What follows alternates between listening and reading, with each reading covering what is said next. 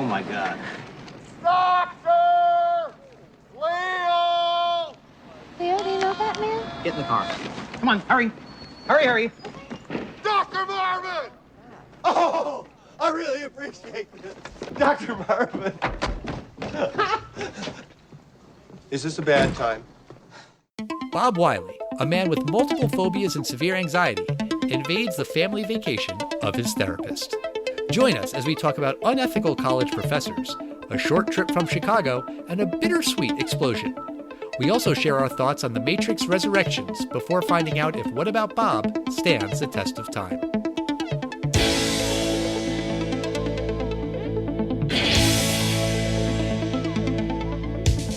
Test of time, James and Alan have their say. Do the movies you love still hold up today?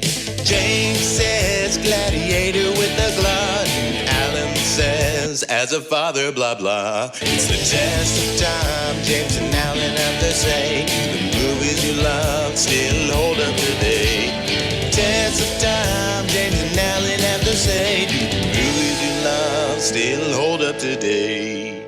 Hello, everybody, and welcome to the Test of Time podcast. My name is Alan Noah, and I am the only person here. You are not the only person here. I am also here. My name is James Brief. I have been doing this with you for almost 300 episodes or so. And yeah, I'm here, Al. Oh, I didn't see you there. This is number 291, by the way. But yeah, how you doing, James? Yeah, I'm doing well. I'm enjoying the last of these HBO Max exclusive releases because, as you remember, early on in the pandemic, HBO Max, when it was launching, decided to make this big announcement and that all of the Warner Brothers releases and the subsidiaries that year were going to release on HBO Max day of release of the theaters.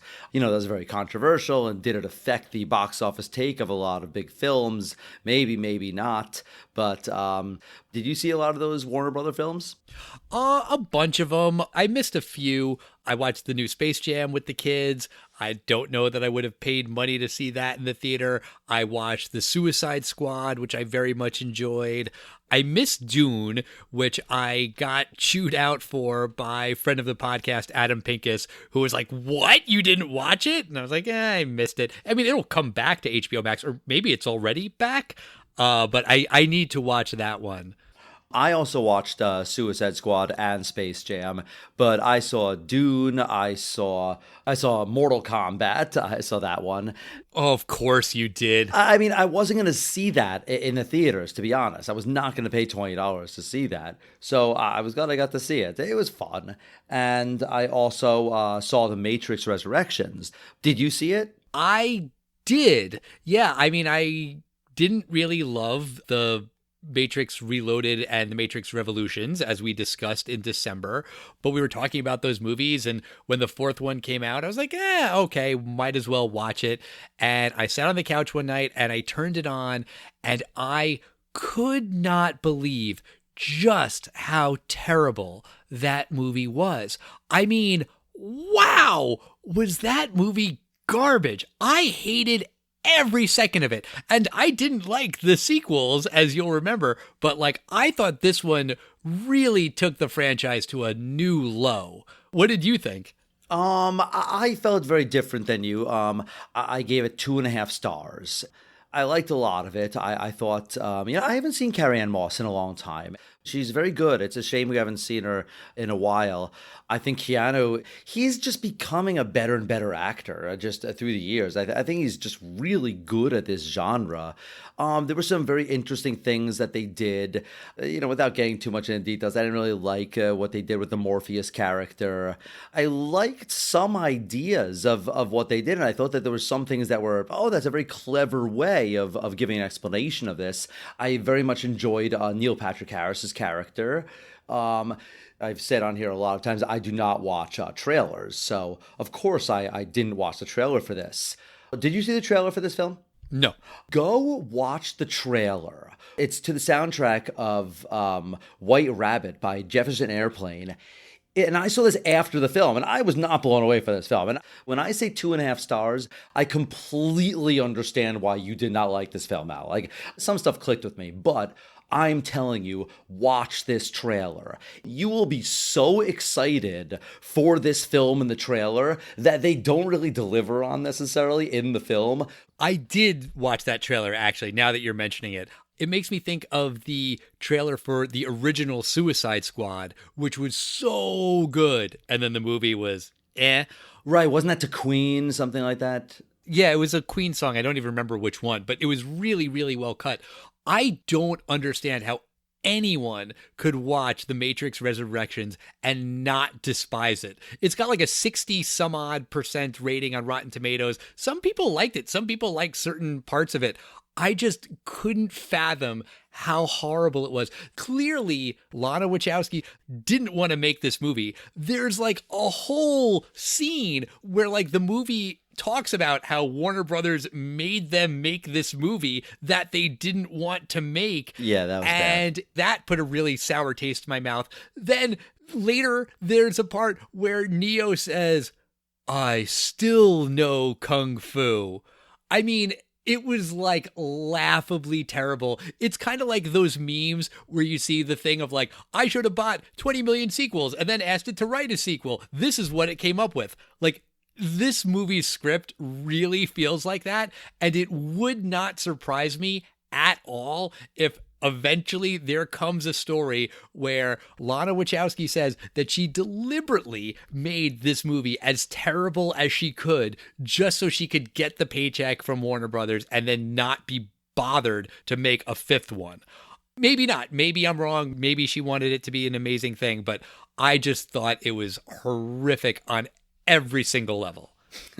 I did not have the visceral reaction that you did, but I will say right now, I am so happy I did not watch this film with you, because that must have been torture having to hear your live commentary about how much you hated it. Well, I did watch it alone, but I was texting with some friends and I was saying like how much I was just laughing at it, but like not in a good way. Like, oh, it's meant to be funny, like laughing at its terribleness. Do not recommend if you haven't seen it yet. Watch something else on HBO Max. But enough about that nonsense. Let's talk about What About Bob? This is a Bill Murray movie that I never saw.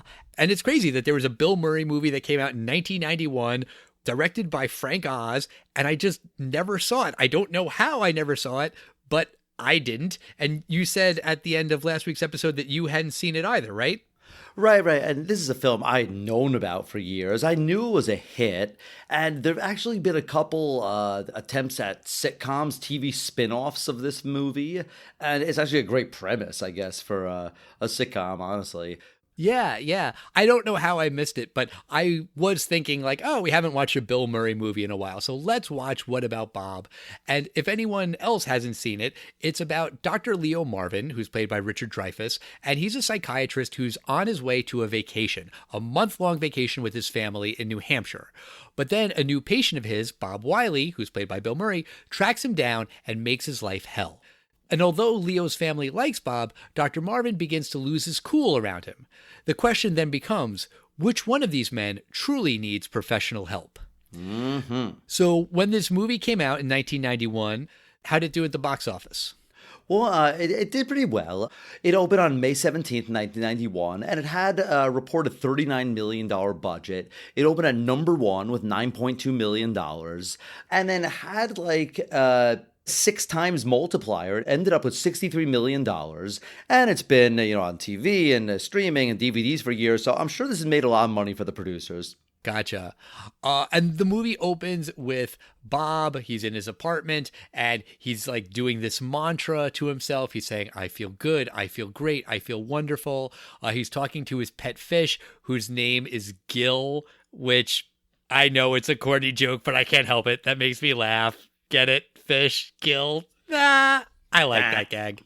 Then you meet the other star of the film, Richard Dreyfuss's character, Dr. Leo Marvin, and he's this very stuck-up, snotty psychiatrist, and he looks exactly like your stereotype of a psychiatrist. Like, he's got the beard. He looks sort of like a very, very rich and well-dressed version of Robin Williams' bearded psychiatrist from Good Will Hunting, but this is like his very successful colleague. You know, he's in the like high rise, and you could tell, I mean, he sees patients, but this guy is like, he's going to be one of these like celebrity doctors. He's promoting his newest book, which is Baby Steps, and it's a great title for like what one of these like self-help books would be titled. Oh, yeah, definitely. I mean, like, you could 100% see this kind of guy writing this kind of book and this kind of book making the bestseller list. And yeah, you get the impression right away that this guy is a pompous, arrogant douchebag. And there's a therapist that he knows who calls him up and just basically says, "Oh, I'm going to refer a patient to you. He's great. You'll like him." Dr. Marvin's like, "Oh, he's not a psycho or anything." And the other psychiatrist is like, No, he's fine. You'll love him." Hangs up and says, "Free." And Dr. Marvin says to his secretary, "If a man named Bob calls, we'll make an appointment with him for September after Labor Day, after my vacation." And the assistant says, "Oh, he's called several times and he's actually on his way in." And Dr. Marvin's like, "Oh, okay, that's aggressive." But they meet, and Bob is basically just describing all of his problems, all of his psychoses, all of his fears. He's very nervous about disease, which, watching it now, is like, well, that doesn't make you crazy. Aren't we all nervous about getting disease? I guess not everyone, but a lot of us. Oh, yeah. I mean, when I saw one scene of him walking out of his apartment and kind of looking around the city, I was like, oh, he would be completely, not just in a mask, but he would be like in like a March 2020 supermarket outfit. He'd be in gloves and he'd have a face shield and, everything else. Yeah. And, when he's like listing off like all of the things that bother him, everything that he's scared of, I mean, it's funny because it's Bill Murray and, he's talking about like pelvic discomfort, and it's just a really funny bit. And then, he says that he's divorced because his wife didn't like Neil Diamond. And so he left his wife. And Dr. Marvin's like, maybe she left you because of all of your problems. And Bob is like, "Oh, I get it. You're a good therapist. Okay, well, I'll be seeing you real soon. I'm your new patient." And Dr. Marvin's like, no, I'm going on vacation. I'll see you in a month. And Bob does not like this. He is a troubled man and he needs constant help from his therapist. So Dr. Marvin's solution is, "Oh, well, I'll just give you my book. Read that." And then after Bob leaves, there's a funny moment where Dr. Marvin talks to his secretary and says, "Okay, we're going to bill this guy. And don't forget to bill him $29.95 for the book." He wasn't even giving him a copy of the book. He was charging him for it. I missed that line, and that is totally unethical. I think it's like when professors write their own book and make the students like have to buy that book. I think that's ridiculous. If he wants to give it to them, I think that's perfectly fine. To learn more about me and my style of psychiatry, read this book, that's fine. Let me sign it for you. Good luck, Bob. But I can't believe he sold it. I didn't even ask him. He just like charged him for it. That's crazy. Yeah. That made me laugh. I thought that was really, really funny. But while Leo kind of breaks maybe a doctor-patient, ethical line, you might say that Bob starts breaking maybe the patient-doctor line because he starts calling Leo multiple times and trying to get through him. Now, Leo's now on vacation, and it's this stereotype that you can't find a psychiatrist in August because they take all of August off. That's a stereotype? Yeah, it's kind of a stereotype. Psychiatrists all take off in August, and I did not know that. Yeah, it's a thing. I don't know if it's still true, but it's like the stereotype. He says, I'll be away for a month. I'll be back after Labor Day. There's an answering service that like only patches through to him because it seems to be an emergency, and it's Bob. And Leo's like, "I can't help you, Bob." And then Bob calls back and hires a woman on the street to pretend to be Leo's sister and says that, like, his sister is in an accident or a hospital or some emergency. And then, of course, Leo will listen again. And he's like, "No, it's me. It's Bob." So he gets really pissed off. But then the third thing Bob does, really crossing the line, because, Leo told the answer was, really, you shouldn't be patching these things through, is Leo goes to the call center pretending to be a cop, and he flashes a blue shield, health ID or something. Yeah. And he says, this guy Bob, who keeps calling, he killed himself, and now I have to talk to Leo, so I'm going to need the address of where he's going to be. And Bob takes a bus up to the town in New Hampshire where Leo's staying. Yeah, and Leo's pissed and he's shocked, and he says, okay, fine, I will talk to you. Go into that coffee shop. I will call you at 4:00. And Bob is like, could we maybe make it 3:30? Just like a throwaway line. I thought that was really funny. And Leo's like, Bob? And Bob's like, okay, I'll go, I'll wait. And he goes into the coffee shop and he mentions that he's waiting for the phone to ring because, it's a payphone, and he yells at some other guy who goes to pick up the payphone. This is long before cell phones. And the coffee shop owners are like, oh, you're waiting for a call from Leo Marvin. Huh, we'll take you to his house. And the reason is they hate him because Dr. Marvin bought their dream home, and they had been saving and saving and saving, and Dr. Marvin came in at the last second and swooped in with a ton of cash, and he bought the house. So these coffee shop owners hate him, so they're like, oh, we'll just bring you right over to him. And they kind of become like recurring characters where they're always there to just kind of laugh when something bad happens to Leo, or, shake their head when he does something wrong. And when Bob gets to the house, Leo is understandably pissed, and he doesn't want him around, but he says, look, I'm on vacation. You should be on vacation. Vacation from your problems. And Bob's like, oh, that's brilliant. You're the best therapist ever. You're a genius. And he leaves. And Leo is very proud of himself. He figures he just solved the problem right away. But of course, it's only like 20 minutes into the movie, so that's not right. Right. And, he comes over to the house. So the family's meeting Bob, and they find him to be kind of charming, and he's kind of humorous and harmless. And so you're right. Like, Leo kind of gets to be kind of a hero in front of the family, and he looks pretty good right now. It's like, good for you, Dad, and good for you, Leo. But Bob misinterprets Leo's advice, and he decides that he needs an actual vacation, and he decides to stay in town for a month. So he has now completely injected himself into the life of Leo, and he winds up hanging out with Leo's daughter, Anna, and he goes sailing. This part I do remember from the trailer. It's weird how I remember these memorable scenes from the trailer, but there is a funny scene when Bob is tied to basically the mast of the ship, and that seems to be the only way he was able to overcome his fear, and he's basically sailing, and he's like screaming, I'm sailing, Leo! I'm sailing! And it's a very, 80s, 90s Bill Murray kind of scene. And it was nice. It was one of those, here's something out of the Bill Murray vault. And it was just, that just rang to me. I'm like, this is classic Murray. Yes, exactly. And it's very, very funny. And then Bob also connects with Leo's son, Siggy, like Sigmund Freud. And also Anna was Sigmund Freud's daughter, because he's a therapist. This is just, that thing of people naming their kids after their thing, which is terrible.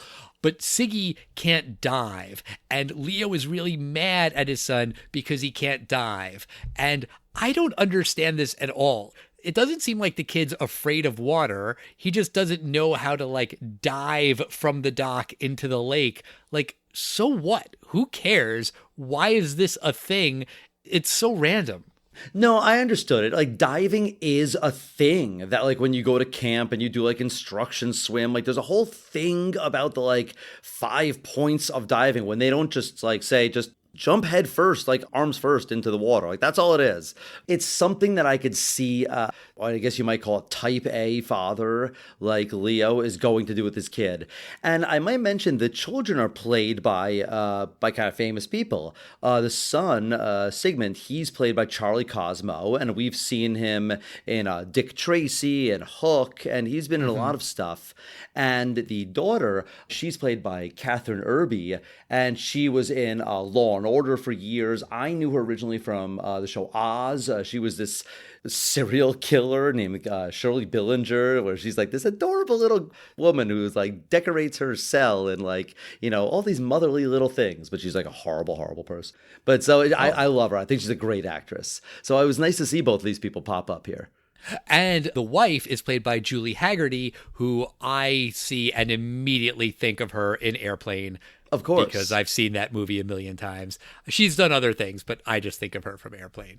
Right. There's something weird that Leo does. He talks to his children through puppet therapy. Right. And I don't know if it's a real thing, honestly. I know there's something called play therapy, so maybe this is a real thing, but it doesn't come across as something that he should be doing to his presumably, what's she supposed to be like, 16 years old, 17 years old? Like, she's like a teenager, and he's doing this like, Anna, like, I can't hear you unless you're talking with the puppet. And it's like, this is probably something they did when she was like 8 or 9, like your daughter's age, but like, seriously, she's probably like, she looks like she drives. Well, she does drive, and she is supposed to be a teenager, but she's like in her 20s when this movie was filmed. Like, she doesn't look like a teenager. Right. That's why I can't really picture what her age is supposed to be. Because they give her these like bangs to kind of cover up that she might be a little older than she's portraying. But that's exactly what it was. Because there was something off about her being like a couple years older than Charlie Cosmo, who's like a little shrimp in this film. Yeah, it doesn't really work. It's very, very strange. But the thing we're supposed to get from the puppet therapy is that this guy is acting like he is this great, amazing psychologist and therapist, and he's really good at doing what he does, but he can't even talk to his kids. And his kids don't really connect with him, and his kids don't really like him. But the son learns how to dive with Bob. His daughter likes going sailing with him. And like, Bob's doing a pretty good job. Meanwhile, the dad really isn't.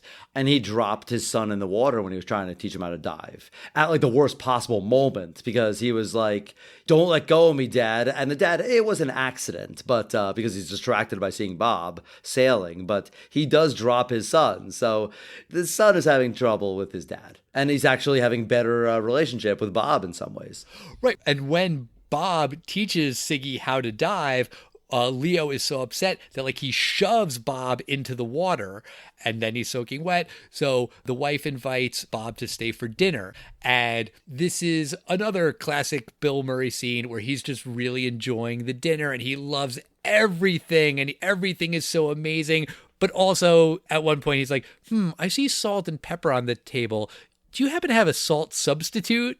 And, just like these little things that are him being quirky, and the rest of the family loves him and he's adorable. But Leo is flipping out. He hates him, and he really wants to get rid of Bob because the next morning, Good Morning America is coming to interview him about his book. And I gotta say, like, picking Good Morning America does stand the test of time. That is a show that is still around, and they still do interviews like this, I assume. I don't really watch Good Morning America, but he just wants to have this moment where he can talk about his book, and he doesn't want Bob around. But then it starts raining, and Bob is there overnight, and he's there when the Good Morning America crew shows up. And not surprisingly, they're like, oh, your patient is here? Let's have him in the interview too. Yeah, and this is when it gets interesting, because the entire movie has been building up to this interview. And Leo just kind of freezes on camera, and he talks incredibly robotic. I made this book to make psychiatric terms for the layperson to understand. He was horrible. And Bob is actually coming across pretty well on this. He's saying, like, this book is working really well, and Dr. Marvin's been such an inspiration. He's so brilliant. And had Leo kind of just chilled out and, played along, even though it's completely obtrusive that he is on this interview, it kind of could have gone well, in my opinion. But through Leo's own doing, the interview it's not a disaster, but it's a kind of a farce, because he's not really going along with what Bob's saying. saying. He's kind of fighting him a little bit on camera. And the people you were talking about earlier, the kind of nemesis of Bob, they're cheering like, you doofus, you look like an idiot. And I think it's all Leo's doing here. And this is when you're starting to really see that, yeah, even though Bob is kind of crazy, like Leo's kind of losing it. Yeah, very much so. And you're right. Yeah, Leo could have leaned into everything that Bob is saying and made the interview work. All Bob is doing is like saying effusive praise about Leo. Like Leo should be going with it, but he can't because he's just off his game. Yeah, he was kind of nervous, but then he just makes it worse and worse and worse. Yeah, one thing that really angers Leo is that he says he's totally cured in 3 days. And to be fair, the point of his book is called Baby Steps. Like, you will not cure yourself in 3 days. This is a slow process. This is baby steps. So you're right. He should have just kind of smiled and been like, well, I'm very happy for his progress. This isn't usually as quick as it usually happens. You're right. He just kind of keeps like pushing it and antagonizing him, and he winds up looking worse and worse.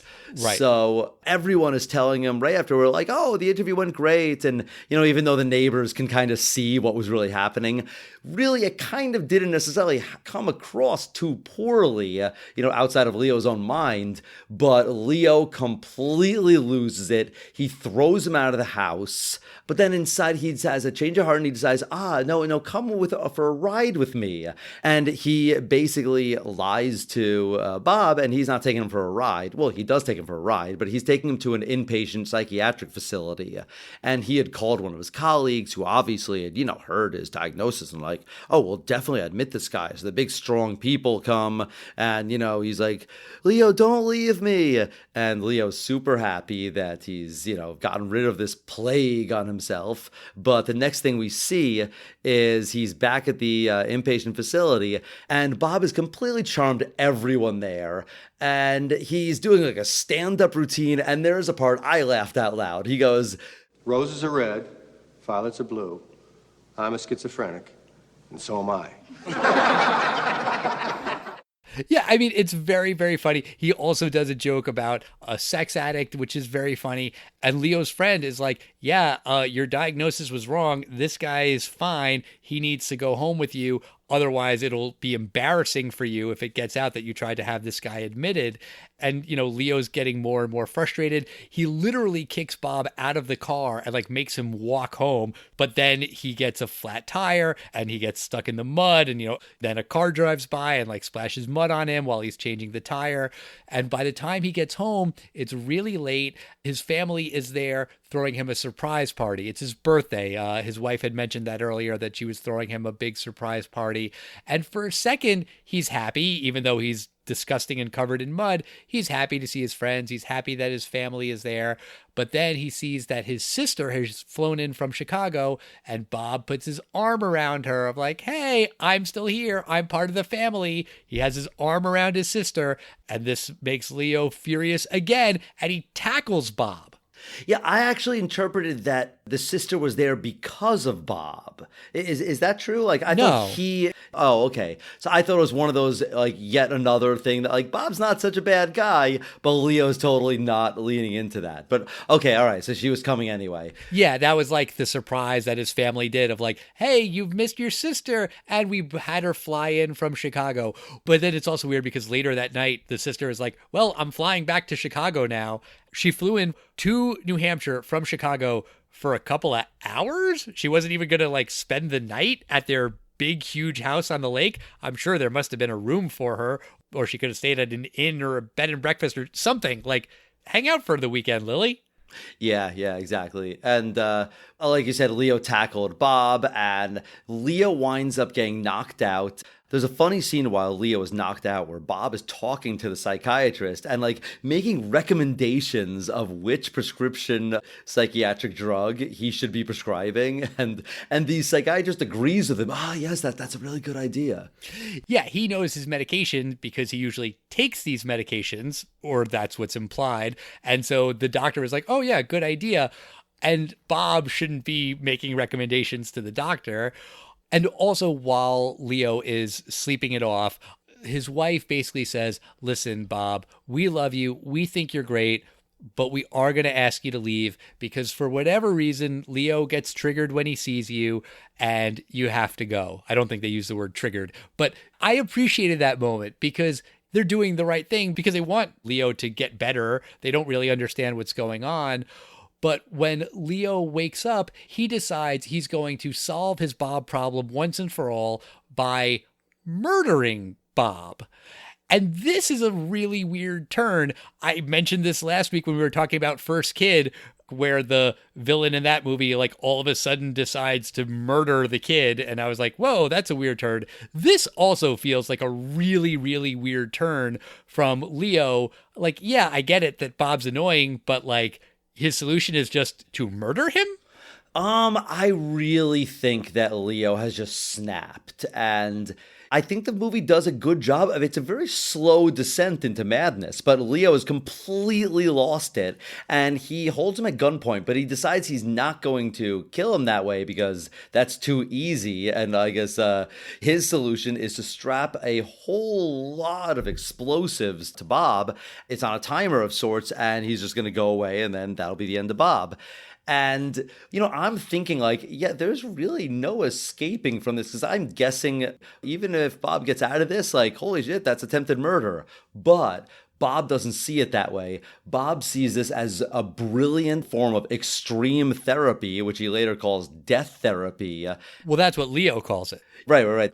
But Bob misinterprets this attempt at his murder, and he goes, oh, he's tied me up because it's a metaphor that I'm tied up with my problems. And the bomb is, if I don't fix this, I'm going to explode. And he's like, wow, Dr. Leo's so brilliant. And he basically frees himself. And he's like, he wants me to be free, but he had to put me in this situation. So Leo was like super happy now that he's back with his family. He thinks he's gotten rid of Bob. Bob shows up out of nowhere on his birthday with a birthday cake. And he's like, happy birthday, Leo. And Leo's like, what? How'd you get here? And where's that bag that I had tied around your waist? And he goes, I put those in the house. And just then the dream house in New Hampshire on the lake completely blows up.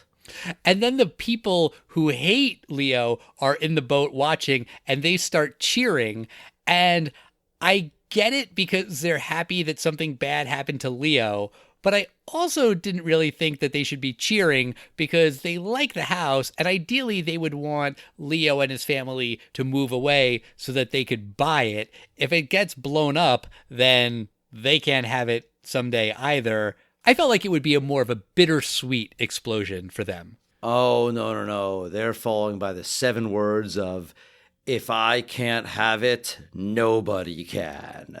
And so I think they're very happy because Leo at one point screams at them like, hey, I outbid you guys and bought it fair and square. He kind of rubs it in his face that it seemed that they had basically had some kind of down payment and then this rich, city boy comes in and just dumps a boatload of money and just took it away from them. They would rather it be destroyed and nobody gets it than Leo continuing to have it. I guess. But then Leo is in a mental facility. He's basically comatose. He has entered into this catatonic state. And I was kind of confused by that. I'm like, well, does his family know that he tried to kill Bob? I mean, how else would they explain the explosion? And surely Bob would say, he put some explosives on me, but it wasn't real. Oh, but maybe it was, but he must have not known it was real. But then they would find out that he broke into the store in town and stole the explosives. I didn't really get what happened. And clearly you're not supposed to think about any of that. I did think of one part of it, actually, and I was like, oh, as long as he's able to think of some kind of story that he gets away with, the insurance should cover it. But, what's the story? Boiler exploded or something. How brilliant a forensic investigator does this small town have? Maybe it's obvious, maybe not. I have no idea. But, maybe he gets away with it. But he stole the explosives from that store in town. He smashed the window. That store is going to report all of those cans of explosive missing. I don't really see how he gets away with it. But whatever. The joke is that Bob marries Leo's sister, the one who flew in from Chicago for just a couple hours. And then at the wedding, when they say, if anyone objects, speak now. And everyone kind of looks at Leo and the camera lingers on Leo. And we think maybe that's when he's going to wake up. But no, he doesn't say anything. Then they are pronounced husband and wife. And then Leo shouts, no. And everyone's excited because, hey, Leo's back, and they're not even paying attention to the fact that he's mad about his sister marrying Bob. It's just like, yay, Leo's back. And then the movie ends with just this text on screen that says Bob goes back to school, he becomes a therapist, and he writes a best-selling book called Death Therapy, which was what Leo was doing to him. And so Leo sues Bob over the rights of the book. And then the movie ends. And it is a very weird, abrupt, strange ending. But now that we've gotten to the end of the movie, James, what do you think about What About Bob? Do you think it stands the test of time? I like this film. This is a dark comedy. This is not a Jim Carrey Dumb and Dumber kind of slapstick comedy. This is the kind of film that if they didn't cast correctly, this film would be horrible. Bill Murray, we didn't know it when this film came out that he would wind up being an Oscar caliber performer, but this guy has psychiatric problems. And, while he plays the role kind of funny, he also plays it, pretty vulnerable too.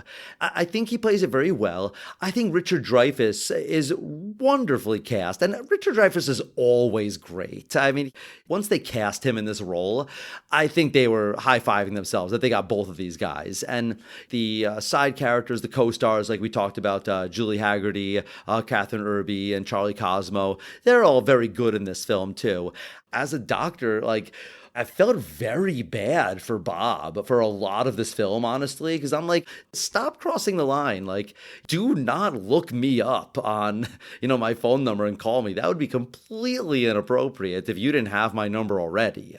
But then there comes the point where it's like, oh, well, now you're doing some crazy stuff, and whoa, now it's completely ridiculous what Leo's doing. And I really like that very, very slow burn. And the other subtle things, like you pointed out, the family themselves. This is not one of those completely like Leo's going crazy, only he sees it's bad. No, his family sees it's bad. The script is smarter than it had to be. Or rather, I think to its credit, because it would have been a worse film if it wasn't as clever. But I think the film is just very well done, very well cast. And another great thing about this film, Al, it's an hour and a half. It's like an hour and 37 minutes or something. That's exactly what it should be. There's probably a 2-hour version of this film where there's a couple, Bob scenes that are not that funny. That's just my guess. It's a shame I hadn't seen it before. And if you haven't seen it and you're a fan of Bill Murray or just, a fan of a film that is a dark comedy, then I would say see this film. It does stand the test of time. Well, what do you think, Al? You had never seen this film. Do you regret never seeing this one? Does it stand the test of time? Well, I mean, I totally agree with you about seeing a Bill Murray movie. There are a handful of other Bill Murray movies that I haven't seen that we will do on the podcast, as well as movies that I have seen. Yeah, I mean, you got to see every Bill Murray movie. So, yeah, definitely a treat to find that. In terms of things that don't stand the test of time, there's a couple of references to Dr. Ruth. At one point, you see Siggy playing a Game Boy. Everything that Dr. Marvin wears is so terrible. Dr. Marvin's summertime outfit is these super short shorts and these really, really high socks that are up to his knees. It's just laughable. But everything that is great in this movie is Bill Murray and his chemistry with Richard Dreyfuss. They are so good together on screen, and apparently they hated each other during filming. They have both said that they really got on each other's nerves, and Frank Oz was kind of saying in interviews that he kind of liked that they annoyed each other in real life because it kind of made for better on-screen chemistry. I was kind of surprised and frankly a little bit bummed that they hated each other in real life, but it did make for better on-screen chemistry. I think my biggest gripe with this movie is that the ending just feels weird, not only just because it's violent and this guy turns to murder, but it wasn't the ending I expected. I really expected that Leo was going to realize that, he has a lot to teach his patients, but maybe, just maybe, his patient could teach him a thing or two. Aww. Exactly. That's where I thought it was going. And the fact that it doesn't go there is fine. You know, that's okay. They can do something unconventional. But I just kind of felt like, so what is the lesson? What is the payoff? Like, what is the arc? If Leo doesn't have an arc, fine. Does Bob have an arc? Maybe? Like, is he cured? Is he supposed to be cured? Is that what the movie's saying? That Leo really did treat him and quote unquote fix him? I don't know if that's the point. I do also think that it's very fair to say that this movie doesn't really treat mental illness in a way that you would probably do it if you remade this movie now. I think there would have to be more seriousness and not just like, oh, this guy's in therapy, that means he's crazy. I mean, they never say that, but that's kind of implied. That was like a subtext I was getting from this movie. Yeah, I totally know what you mean.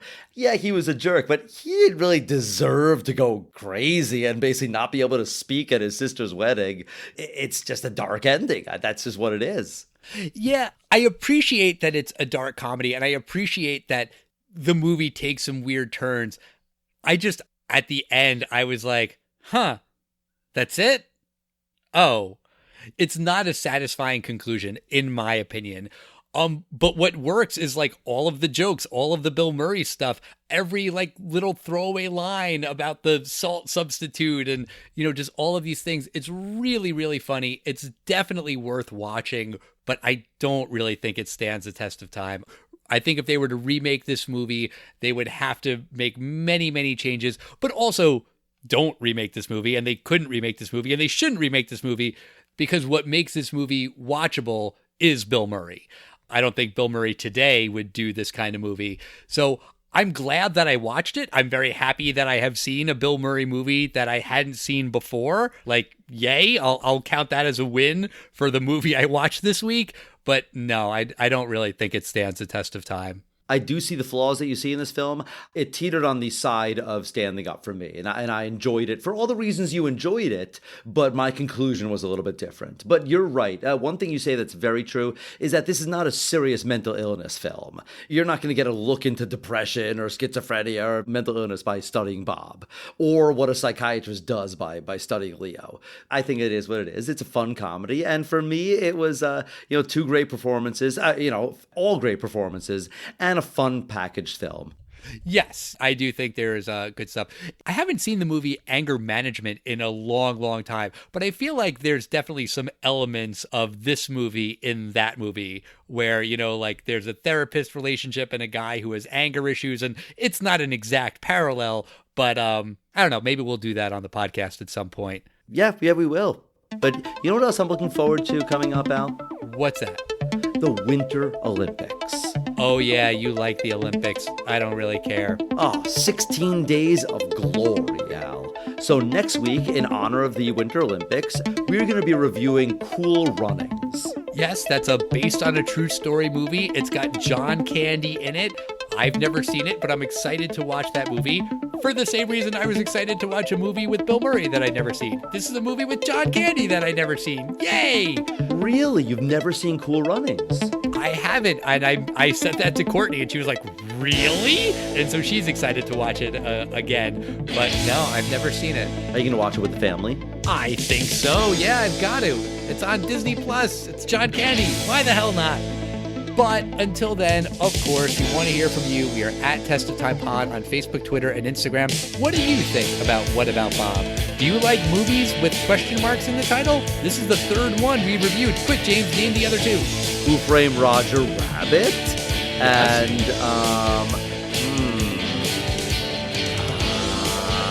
I don't know. Tell me. Oh, brother, where art thou? Good one. Yeah, I would not have thought of that right away.